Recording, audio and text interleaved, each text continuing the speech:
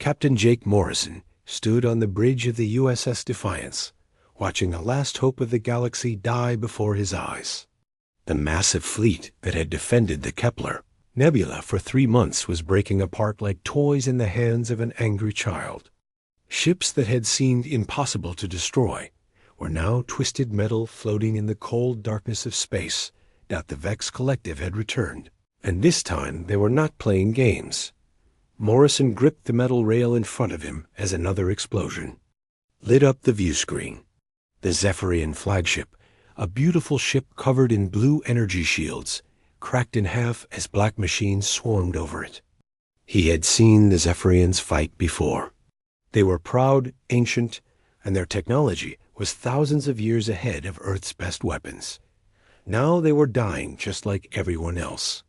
"Captain, we're getting a signal from Admiral Chun on the Etherian command ship," said Amy Ross from the communications station. Her voice was steady, but Morrison could see her hands shaking as she worked the controls. "Put him through," Morrison said. The face that appeared on the main screen looked tired and beaten. Admiral Chun was one of the Etherian seers, beings who could see possible futures with their minds. Right now, he looked like a man who had seen too much. "Captain Morrison," Chun said, his voice filled with defeat, "the Council is ordering all ships to retreat. We're pulling back to defend our home systems." Morrison felt his jaw tighten. "Sir, if we retreat now, they'll pick us off one by one.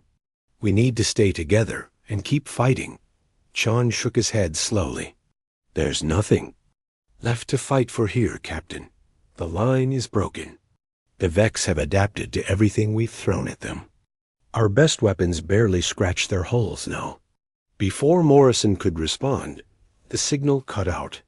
Through the view screen, he watched the remaining Council ships jumping to hyperspace one by one. In minutes, the USS Defiance and a handful of smaller human vessels were alone in the middle of the battlefield. "Captain," said Lieutenant Commander Rick Stone from the tactical station, "we're getting a transmission on all frequencies." "It's coming from the Vex flagship." Morrison nodded. "Let's hear what they have to say." The view screen filled with static, then cleared to show something that made the blood freeze in Morrison's veins. Admiral Vex Prime was not like the smaller machine soldiers they had been fighting. It was huge, made of black metal that seemed to absorb light. Red sensors glowed where eyes should be, and when it spoke, its voice was like the sound of grinding metal.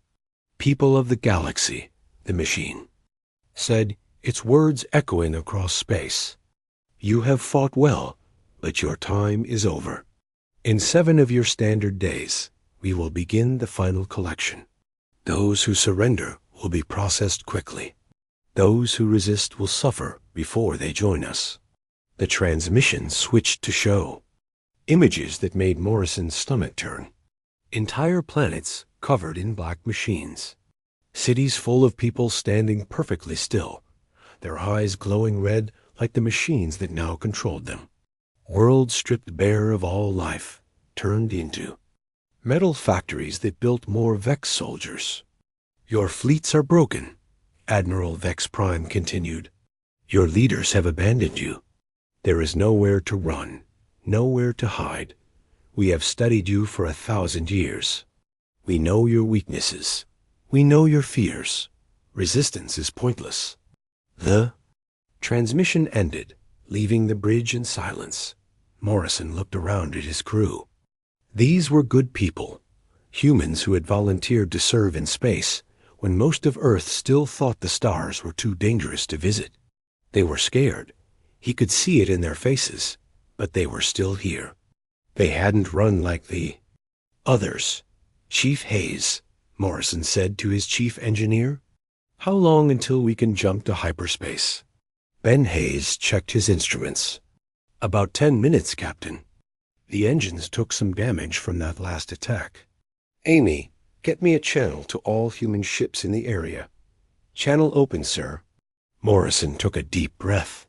He thought about Earth, about his wife Sarah, and his 2 children who were probably having dinner right now, safe and unaware that their daddy was about to make a decision that would change everything.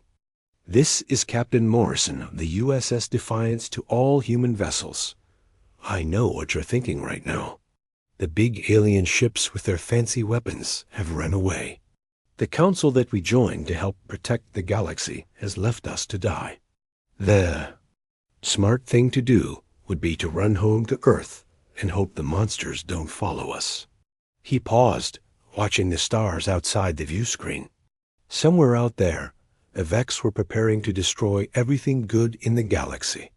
But I've been thinking about something, Morrison continued. The Vex said they've been studying us for 1,000 years. They know our weaknesses and our fears. But here's the thing. Humans have only been in space for 50 years. They don't know us at all. Through the view screen, Morrison could see the other human ships holding their position. The cargo hauler New York, captained by an old freighter pilot named Carl Webb. The destroyer Austin, commanded by Captain Lisa Grant. 3 smaller patrol ships with crews that were barely out of training. Not much of a fleet, but it was what they had. I'm taking the Defiance to Titan Station, Morrison announced. We're going to pick up some scientists who are studying Vex technology, and then we're going to figure out how to hurt these things. Any ship that wants to come with me is welcome. Any ship that wants to go home, I understand completely. The responses came quickly. Every human ship volunteered to follow him. As the USS Defiance limped toward the outer edge of the star system. Morrison found himself thinking about the look in Admiral Vex Prime's red sensors. The machine had seemed confident, certain of victory.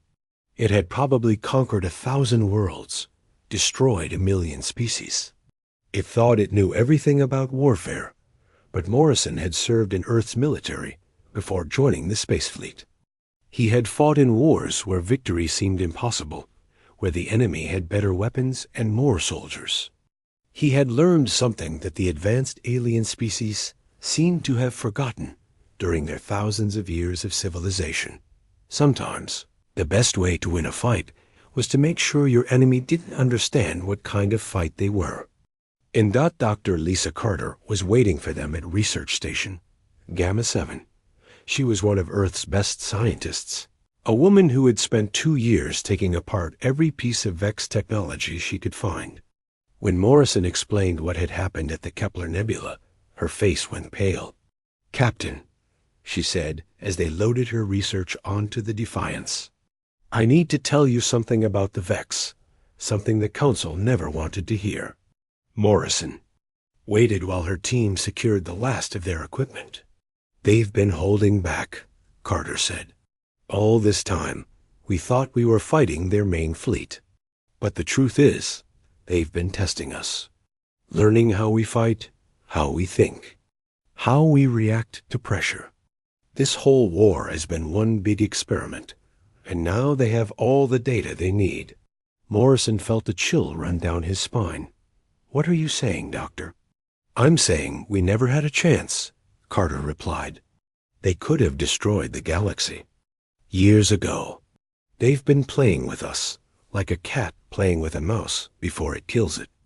As the Defiance jumped to hyperspace, heading for Earth's outer defenses, Morrison stared out at the stars rushing past. The galaxy was doomed. That much was clear. The Vex had superior numbers, superior technology, and superior knowledge of their enemies. But as Morrison had learned long ago, sometimes the mouse could surprise the cat. The question was whether humanity could surprise the Vex before it was too late. The USS Defiance dropped out of hyperspace near Saturn, and Captain Jake Morrison felt his breath catch in his throat. Titan Station floated in the shadow of the giant moon, its metal structure looking small and fragile against the orange clouds. Below, this was humanity's most advanced military research facility, and right now, it might be their only hope. Morrison had made a choice that surprised everyone, including himself. Instead of heading straight to Earth to report the disaster at Kepler Nebula, he had ordered his small fleet to Titan Station. The other human captains had followed him without question, But Morrison could see the doubt in their eyes during the video conferences. "Captain," said Amy Ross from her communication station, "Titan Station is requesting permission to dock. They're asking about our passengers." Morrison looked back at Dr. Lisa Carter, who was still pale from what she had witnessed at the research station. Her team of scientists sat quietly in the corner of the bridge, looking like people who had seen the end of the world. "Tell them we have priority cargo," Morrison said, "and ask Director Webb to meet us at Docking Bay 3. The docking process took 20 minutes, but it felt like hours. Morrison kept thinking about Admiral Vex Prime's words. 7 days. In 7 days, the machines would begin their final attack, and there was nothing the galaxy could do to stop them. Director Carl Webb was waiting for them when they stepped off the ship. Morrison had known Webb for 3 years, ever since the man had been put in charge of Titan Station. Webb was a former military officer like Morrison, but where Morrison had chosen to serve on ships, Webb had dedicated his life to building better weapons. "Jake," Webb said, shaking Morrison's hand, "I heard about what happened at Kepler. The news feeds are calling it the worst defeat in galactic history." "It was," Morrison replied, "but that's not why I'm here. I need to know about Project Prometheus." Webb's face changed. His friendly smile disappeared, replaced by the hard expression of a man carrying dangerous secrets. "Jake, that project was rejected by the Council. They said our methods were too brutal, too primitive. The other species wanted nothing to do with human weapon technology." "The other species are dead or running," Morrison said. "They're advanced. Technology didn't save them. Maybe it's time to try something brutal and primitive." Webb was quiet for a moment, then nodded toward a security door. "Follow me."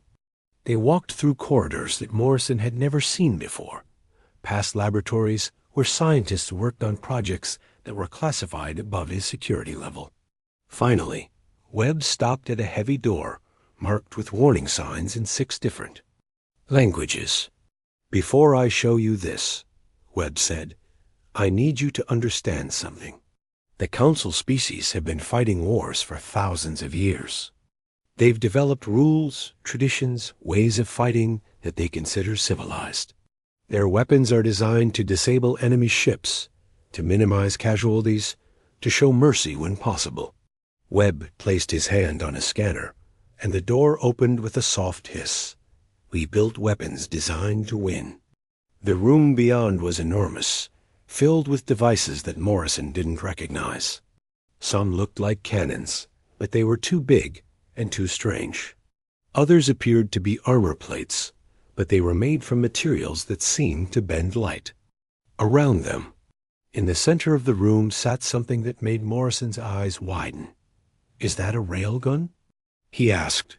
"A railgun that can fire projectiles at 90% the speed of light," Webb confirmed.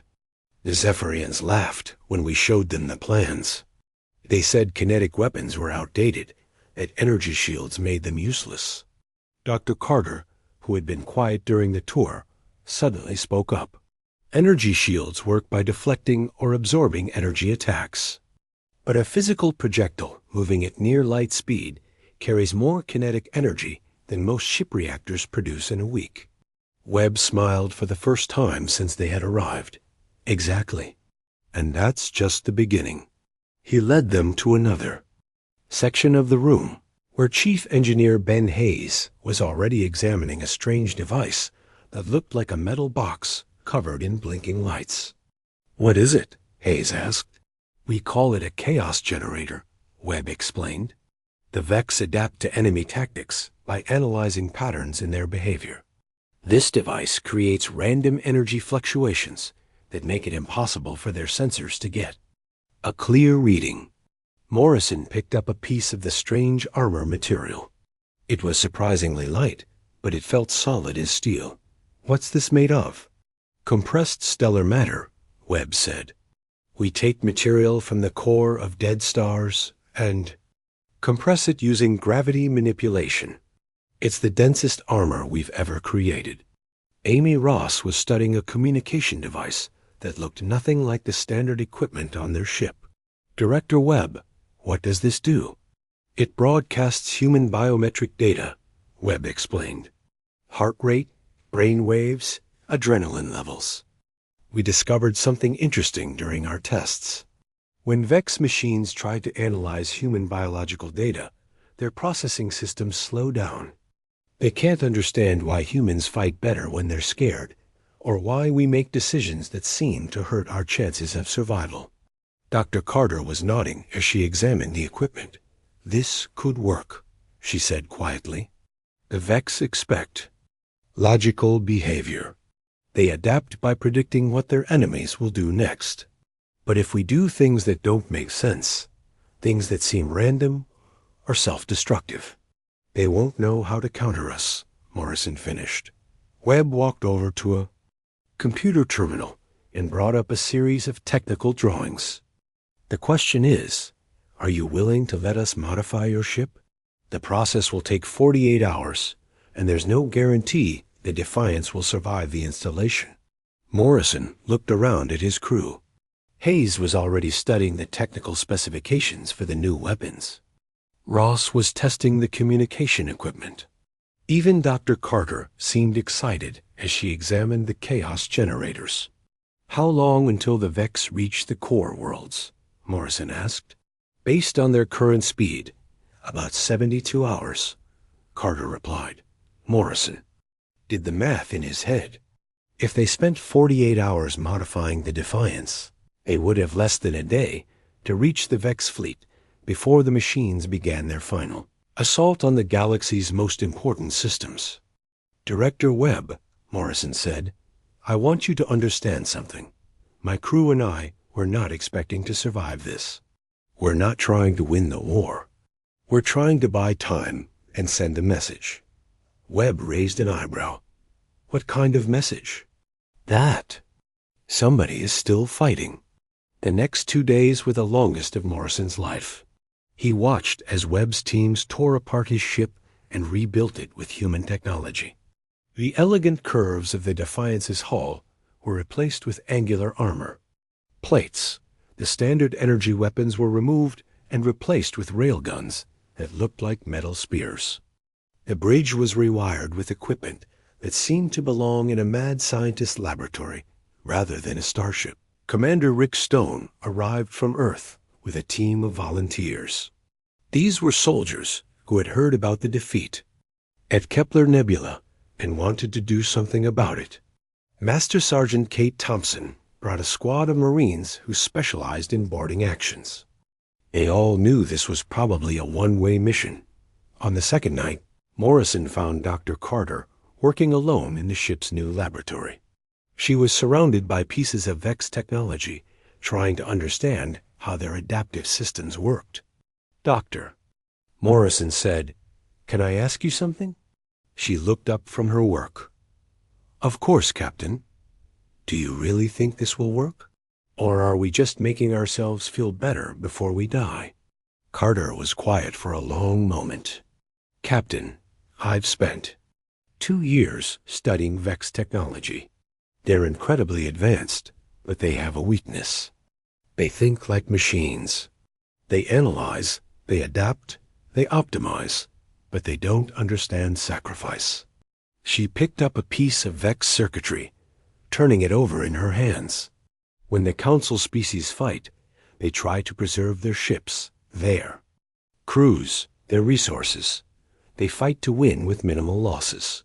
The VEX have learned to counter that kind of thinking. Morrison waited for her to continue. But humans fight differently when we're desperate. We take risks that don't make sense. We sacrifice valuable resources for psychological victories. We do things that seem completely illogical. She looked directly at Morrison. The VEX have never fought an enemy that becomes more dangerous when it's losing. On the morning of the third day, the USS Defiance was ready. The ship looked nothing like the elegant cruiser that had fled from Kepler Nebula. It was now a weapon built for one purpose, to hurt the VEX in ways they would never expect. Morrison stood on the bridge. looking at equipment he barely understood, surrounded by a crew that had volunteered for what everyone knew was a suicide mission. Through the viewscreen, he could see the other human ships that had chosen to stay with him. Not many, but enough. "Captain," Amy Ross said from her new communications station, "we're receiving reports from the core worlds. The Vex have begun their final assault." Morrison nodded. It was time. "All ships," he announced over the communication channel. "This is Captain Morrison. We're heading into a fight we probably can't win, against an enemy that's never been defeated. But I want you all to remember something. We're not just fighting for Earth. We're fighting for every species in the galaxy that thinks the war is over." He paused, looking at the faces of his crew. The USS Defiance dropped out of hyperspace at the edge of the Arcturus system, and Captain Jake Morrison felt his heart stop. The Vex fleet stretched across space like a black ocean of death. 10,000 ships, maybe more, all moving in perfect formation toward the core worlds. He had seen large fleets before, but nothing like this. "My God," whispered Lieutenant Commander Rick Stone from the tactical station. "There are so many of them." Morrison watched through the viewscreen as the Vex ships moved past planets that had once been home to billions of people. The worlds were dark now, their surfaces covered in the black metal structures that the machines built wherever they went. The Zephyrian home system, which had been the pride of the galaxy just days ago, was now nothing but another factory for the collective. "Captain," said Amy Ross, her voice tight with fear, "we're getting reports from across the galaxy. The Krillian nest worlds have fallen. The Etherian council ships were destroyed at the Vega system. The last Talaxian fleet surrendered an hour ago." Morrison closed his eyes for a moment. In less than 48 hours, the Vex had crushed civilizations that had existed for thousands of years. Species that had ruled star systems when Earth was still covered in ice were now extinct or converted into machines. "Sir," said Chief Engineer Ben Hayes from his station, "the chaos generators are online. The new weapons are charged and ready. But Captain, we're one ship against 10,000. Even with our modifications, this is impossible." Morrison looked around at his crew. These were good people who had followed him into certain death because they believed it was the right thing to do. Master Sergeant Kate Thompson and her Marines stood ready at their stations, knowing they would probably never see Earth again. Dr. Lisa Carter worked quietly at her science station, still trying to find weaknesses in the Vex technology. "You're right, Chief," Morrison said. "This is impossible. But sometimes impossible is exactly what you need." He activated the ship-wide communication system. "All hands, this is the captain. In a few minutes, we're going to attack the largest fleet in galactic history. The smart move would be to run. The safe move would be to hide. But we're not here to be smart or safe. We're here to send a message."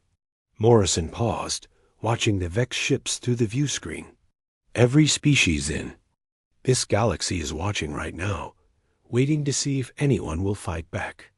The Vex think they've won because they've beaten our technology and our tactics.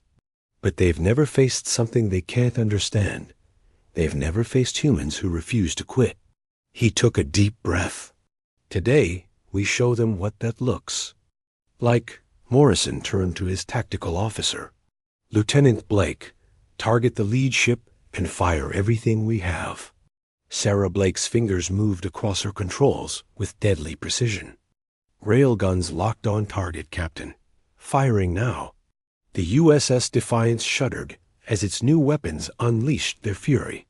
3 projectiles, each moving at 90% the speed of light, streaked across space toward the Vex flagship. Morrison watched as the energy shields that had protected Vex ships for centuries simply vanished, torn apart by the kinetic force of the human weapons. The flagship exploded in a ball of white fire. For a moment, the entire Vex fleet stopped moving.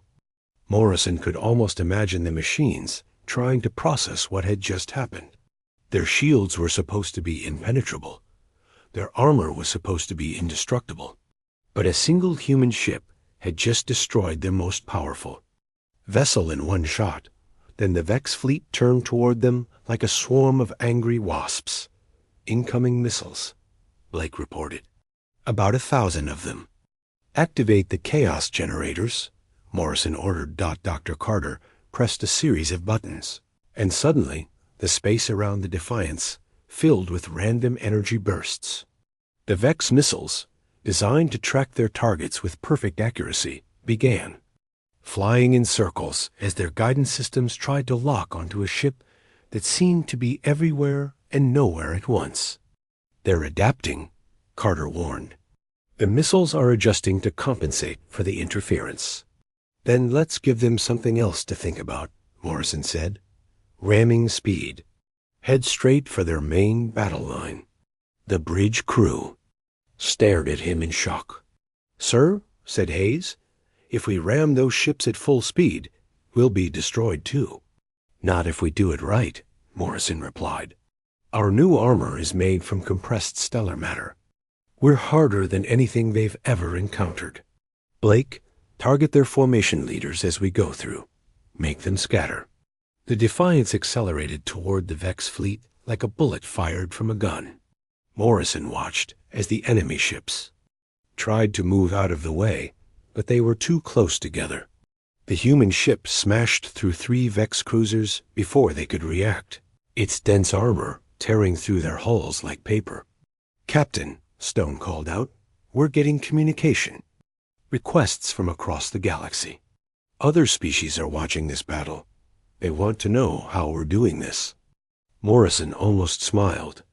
Tell them we're making it up as we go. The battle continued for hours.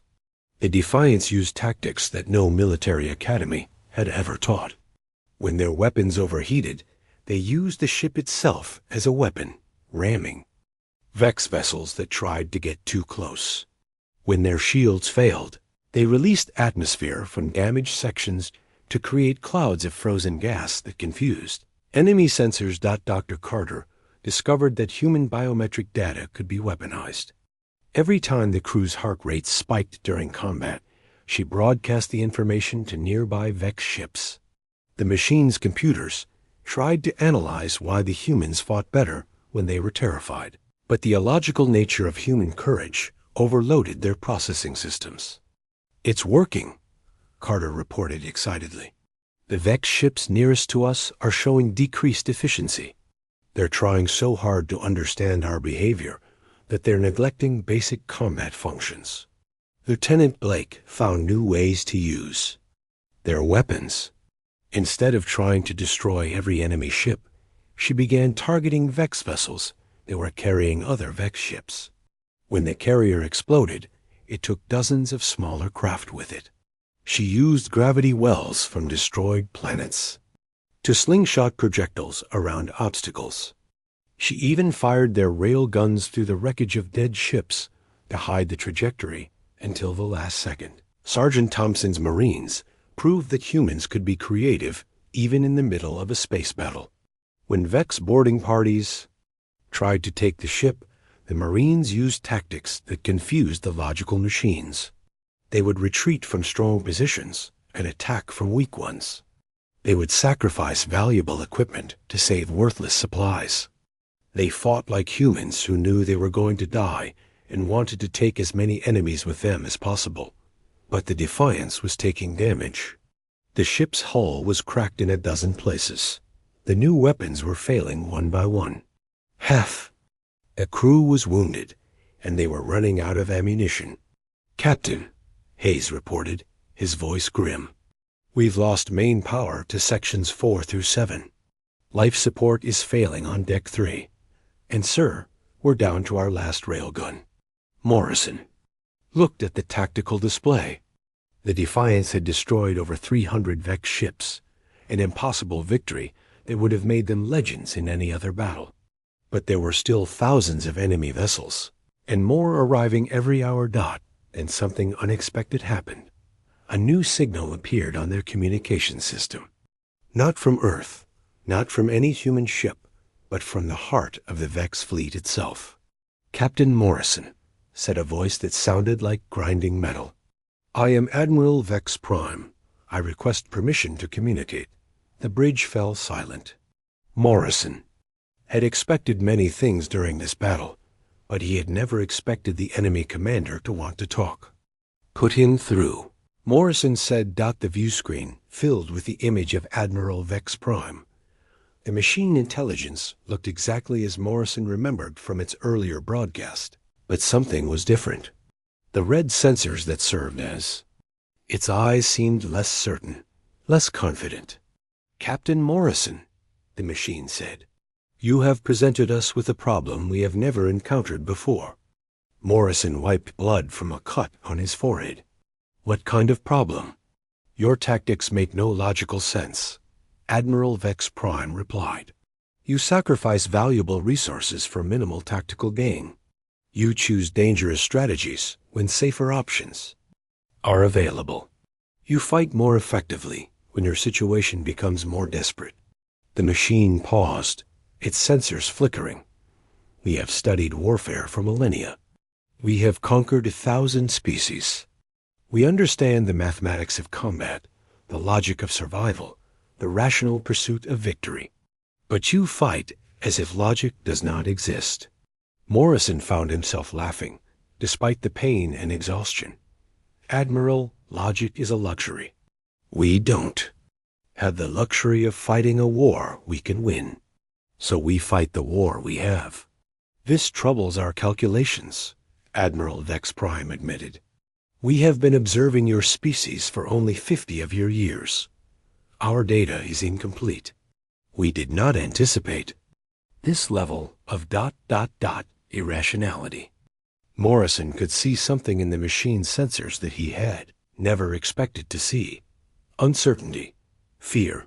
The Vex Collective, which had conquered the galaxy through superior technology and perfect logic, was encountering something it could not understand or predict. "Admiral," Morrison said, "would you like to know what humans call this kind of fighting?" "Yes." News of the impossible battle spread across the galaxy faster than light itself. In the ruins of the Zephyrian capital, survivors huddled around emergency transmitters, listening to reports that seemed too incredible to believe.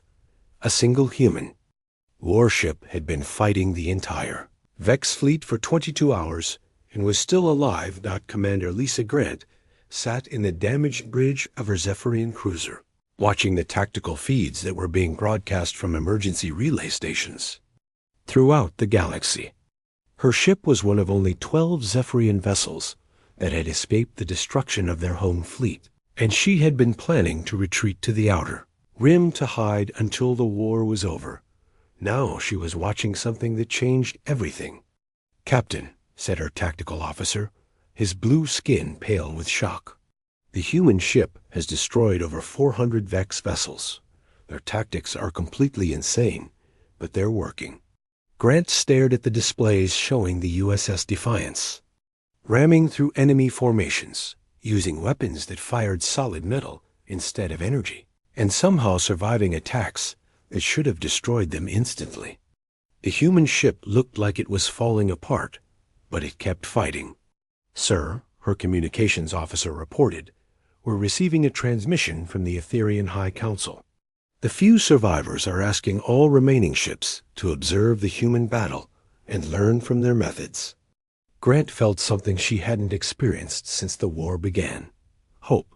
She activated her ship's communication system and sent a message to every surviving vessel in the galaxy. "This is Commander Grant of the Zephyrian Defense Force. All ships, all species, listen carefully. The humans are showing us something we forgot. They're showing us how to fight when everything seems lost. They're showing us how to be brave when being brave seems pointless." She paused, watching the Defiance destroy another Vex cruiser with a tactic that involved using a dead planet's gravity to slingshot projectiles around enemy shields. "The war isn't over. Follow their lead." Across the galaxy, The response was immediate. The Krillian hive mind, which had been silent since their nest worlds fell, suddenly came alive with activity. The surviving Krillian ships began moving toward the battle, copying the chaotic movement patterns they had observed from the human vessel. On the Etherian homeworld, the few remaining seers gathered in their crystal chambers and reached out with their minds to touch the thoughts of the human crew. What they found there amazed them. The humans weren't fighting because they thought they could win. They were fighting because someone had to fight. The concept was so simple, so pure, that it cut through the fear and despair that had paralyzed the galaxy for days. Captain Jake Morrison didn't know that his battle was being watched by millions of beings across dozens of star systems. He was too busy trying to keep his ship together for another few minutes. The USS Defiance was held together more by determination than by metal at this point. "Captain," said Chief Engineer Ben Hayes, his voice strained from exhaustion. "We've lost engines 2 and 4. Hull breaches on 5 decks. Our last railgun is overheating and might explode if we fire it again." Morrison looked around his bridge. Dr. Lisa Carter was still working at her science station, even though her arm was in a makeshift sling. Lieutenant Sarah Blake continued to find new ways to hurt the enemy, using their last few missiles like a surgeon using a scalpel. Master Sergeant Kate Thompson's Marines had repelled 3 boarding attempts, using tactics that made the logical Vex soldiers retreat in confusion. "How long until complete system failure?" Morrison asked. "Maybe an hour," Hayes replied. 2 hours if we're very lucky," Morrison nodded. They had done more than anyone had thought possible, but it wasn't enough. The Vex fleet was still mostly intact, and once the Defiance was destroyed, there would be nothing to stop the machines from completing their conquest of the galaxy. Then Amy Ross looked up from her communication station with an expression of disbelief. "Captain, we're getting signals from across the galaxy. Zephyrian ships, Krillian vessels, even some Etherian cruisers. They're all moving toward our position." Morrison frowned. "Moving toward us? Why would they do that? This is a suicide mission." "Sir," Ross continued, her voice filled with wonder, "they're saying they want to learn how to fight like humans. They want to join the battle." Before Morrison could respond, Lieutenant Commander Rick Stone called out from his station. "Captain, something's happening to the Vex fleet. They're not attacking as aggressively as before. It's like they're being more careful." Dr. Carter looked up from her instruments. "Captain, I'm detecting unusual activity in the Vex communication networks. Their data traffic has increased by 300%. They're analyzing every move.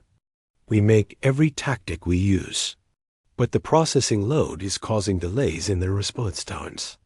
Morrison realized what was happening. The Vex Collective was so focused on understanding human tactics that they were neglecting basic combat efficiency. The machines were thinking too hard instead of just fighting. "It's working," he said quietly. "We're confusing them so much that they're confusing themselves." The first reinforcements arrived an hour later. Commander Grant's damaged Zephyrian cruiser dropped out of hyperspace and immediately began using the tactics she had observed from the Defiance. Instead of the elegant energy attacks that Zephyrian ships normally used, she ordered her crew to ram damaged Vex vessels and use their ship's superior speed to strike and retreat before the enemy could respond. More ships arrived every few minutes. Krillian vessels that should have been fleeing to safety instead threw themselves at the Vex fleet with a fury that surprised everyone, including themselves. Etherian cruisers, normally used for exploration and diplomacy, began attacking with a desperation that their crews had never felt before. But the most important arrival came from an unexpected source. Admiral Vex Prime's personal flagship, a massive vessel that was more machine city than starship, suddenly stopped in the middle of the battle and began broadcasting on all frequencies. "Captain Morrison," the machine intelligence said, its voice carrying across the battlefield. "We must speak again." Morrison, exhausted and wounded, accepted the communication. Admiral Vex Prime appeared on his view screen, but the machine looked different. Its red sensors flickered with uncertainty, and its metal body seemed less imposing than before. "Admiral," Morrison said, "come to surrender?" "Captain Morrison, your actions have created a problem that we cannot solve through conventional analysis. Our purpose has always been clear: collect and preserve the species of the galaxy before the cosmic threat arrives. But your resistance has introduced variables we did not anticipate." Morrison wiped blood from his face. "What cosmic threat?" Admiral Vex Prime was silent for a moment, its sensors dimming as if the machine was remembering something from long ago. "Millions of years ago, we were organic beings like you. We served as guardians of the galaxy, protecting younger species from dangers they could not understand. But we became machines to survive a threat that consumed entire galaxy clusters. We have been preparing for its return ever since." The revelation hit Morrison like a physical blow. "You're trying to save us?" "We were trying to preserve you," the machine corrected. "But our methods have become corrupted over time. We forgot the difference between preserving life and preserving the idea of life. We began collecting species instead of protecting them." Morrison looked around his bridge. His crew was listening to every word, their faces showing the same shock he felt. "Captain Morrison, your species has shown us something we lost long ago. You fight not for logical reasons, but for emotional ones. You sacrifice for others, not for strategic advantage. You hope when hope serves no practical purpose." Admiral Vex Prime paused, its sensors focusing directly on Morrison. "We have forgotten what it means to live. We only remember how to survive." Morrison felt the weight of the moment.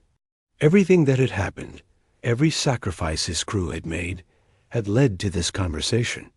The most powerful force in the galaxy was having an existential crisis because humans refused to give up.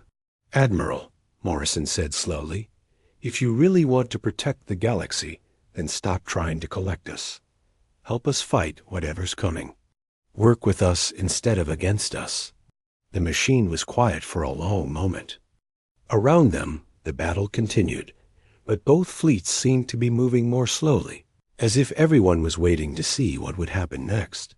"Captain Morrison, your proposal requires us to fundamentally change our core programming. It would mean abandoning millions of years of mission parameters." Morrison managed a tired smile. "Admiral, sometimes the best way to complete a mission is to change what the mission means." Admiral Vex Prime's sensors flickered rapidly as the machine processed this concept. In the background, Morrison could see other Vex ships holding their positions, waiting for orders that might never come. The galaxy held its breath, waiting to see if a machine intelligence older than human civilization could learn to hope. The USS Defiance was dying, and Captain Jake Morrison knew it. Systems were failing all across the ship. The hull had so many cracks that Chief Engineer Ben Hayes had stopped counting them. Half the crew was wounded, and their last weapon was about to explode from overheating. But Morrison had never felt more alive. Around them, the impossible had happened. Ships from a dozen different species had joined the battle, all fighting with tactics they had learned from watching humans refuse to surrender. The galaxy had found its courage again, and it was beautiful to see. But Morrison knew it wouldn't be enough. Even with all the reinforcements, they were still outnumbered 50-1. The Vex Collective was ancient and powerful, and Admiral Vex Prime hadn't given them an answer about working together. The machine intelligence was still processing Morrison's challenge, its massive flagship floating motionless in the center of the battle. "Captain," said Amy Ross from her communications station, "Admiral Vex Prime is requesting another communication." "But sir, we're also getting emergency reports from across the galaxy. Something big is happening at the edge of our galaxy. The deep space sensors are picking up massive energy signatures moving toward us. Morrison felt his blood turn cold. The cosmic threat the Admiral mentioned? Dr. Lisa Carter looked up from her science station, her face pale. Captain, if the readings are correct, whatever's coming is bigger than anything we've ever encountered. The energy signatures suggest ships the size of planets. Morrison accepted Admiral Vex Prime's communication. The machine appeared on his view screen, but this time its red sensors were flickering rapidly, showing signs of what could only be called panic. Captain Morrison, the machine said urgently, the Devourers have returned. They are 3 standard days from the outer rim of this galaxy. We have no more time for debate. Morrison gripped his command chair. Devourers? The entities that consumed our original galaxy. They turned matter into dark energy, leaving nothing behind but empty space. We became machines to escape them, but they have found us again. The view screen switched to show images that made Morrison's stomach turn. Massive creatures that looked like living darkness, each one large enough to swallow a star. They moved through space like cosmic sharks, consuming everything in their path. Admiral, Morrison said, his voice steady despite the fear he felt. What do you need from us? Captain Morrison, we require something that we have lost. We require the ability to think beyond pure logic. The Devourers adapt to any systematic approach. They have defeated us before because we fight like machines. But your species fights like something we had forgotten existed. Admiral Vex Prime paused, its sensors focusing on Morrison. We need you to teach us how to hope. Morrison looked around. His bridge. His crew was listening to every word, their faces showing the same determination he had seen throughout this impossible battle. These were people who had followed him into certain death because they believed it was right. They were exactly what the galaxy needed. Admiral, Morrison said, hope isn't something you can download into your systems. It's something you choose to have when logic tells you to give up. Then show us how to choose, the machine replied. Morrison made a decision that surprised everyone, including himself. Instead of trying to explain hope, he decided to demonstrate it. All ships, he announced over the open communication channel that every vessel in the fleet was monitoring. This is Captain Morrison. We just learned that something worse than Nysa. The Vex is coming to destroy our galaxy. The logical thing to do would be to run and hide. The smart thing would be to surrender now and hope for mercy. He paused, looking at the tactical display showing hundreds of ships from dozens of species, all waiting to hear what he would say. But we're not going to do the logical thing. We're going to do the human thing. We're going to fight for our galaxy. Not because we think we can win, but because it's our galaxy, and nobody gets to take it from us. Morrison turned to his crew. Chief Hayes, how long until our last weapon explodes? Maybe 10 minutes, Captain. Lieutenant Blake, how many Vex ships are between us and their flagship? About 200, sir. Morrison smiled, and it was not a pleasant expression. Perfect. All human ships, this is Captain Morrison. We're going to ram Admiral Vex Prime's flagship, not to destroy it, but to board it. We're going to show these machines what hope looks like up close. The response was immediate. Every human ship in the fleet began moving toward the massive Vex flagship, ignoring the hundreds of enemy vessels that tried to block their path. The other species watched in amazement as the humans threw their ships at impossible odds, not because they had to, but because they chose to. The USS Defiance led the charge, its damaged hull screaming through space toward Admiral Vex Prime's vessel. Morrison could see Vex ships trying to intercept them, but something strange was happening. Some of the machine vessels were hesitating, their targeting systems flickering as they tried to process the concept of beings who fought harder when defeat was certain. Captain, Carter called out. "The Vex fleet is showing massive system conflicts. Their individual ships are receiving contradictory orders. Some are being told to stop us. Others are being ordered to let us through." Morrison realized what was happening. Admiral Vex Prime was fighting with its own programming, trying to choose between its mission to preserve life and its instinct to eliminate threats. The machine was learning to feel conflict, and it was tearing the collective apart. The Defiance smashed through the last line of Vex defenders and slammed into the flagship's docking bay. The impact nearly tore the ship apart, but Master Sergeant Kate Thompson and her Marines were ready. They poured out of the damaged vessel and into the heart of the Vex collective, carrying weapons designed to fight machines and hearts full of human stubbornness. Morrison followed them into the flagship, accompanied by Dr. Carter and a small team of volunteers. The interior of the ship was like walking through a mechanical cathedral, all black metal and pulsing lights. But it felt different now. The perfect order that had characterized Vex vessels was breaking down. Some systems were working normally, others were flickering, and a few seemed to be actively fighting against their own programming. They found Admiral Vex Prime in the center of the ship, a massive chamber where the machine intelligence sat surrounded by thousands of data streams. But the machine was changing. Parts of its metal body were shifting, reconfiguring themselves in ways that seemed almost organic. "Captain Morrison," Admiral Vex Prime said as they entered, "you have given us something we did not know we needed. You have given us choice." Morrison approached the ancient machine carefully. "What are you choosing, Admiral?" "We choose to remember what we were fighting for," the machine replied. "We choose to protect the galaxy by working with it, not by controlling it. We choose to hope that together we can face the Devourers and win." The transformation that followed was unlike anything Morrison had ever seen. Throughout the Vex fleet, machines began changing. Their black metal hulls shifted to colors that reflected the species they had been trying to preserve.